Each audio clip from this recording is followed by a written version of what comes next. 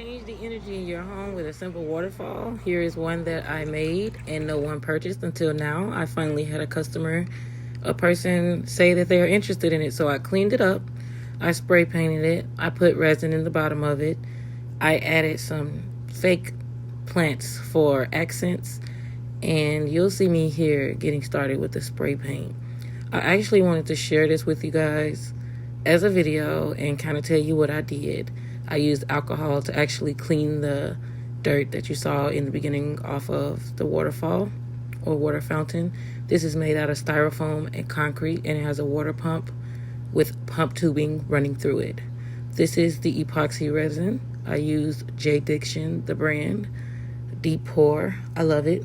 It's a great blend, and it solidifies pretty smoothly, as smooth as glass, and I love it. Anyway, let's continue.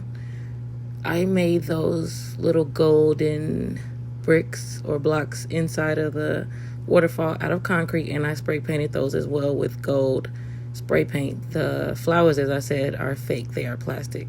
And here are some lights that I added to the waterfall, and we have the final product coming up.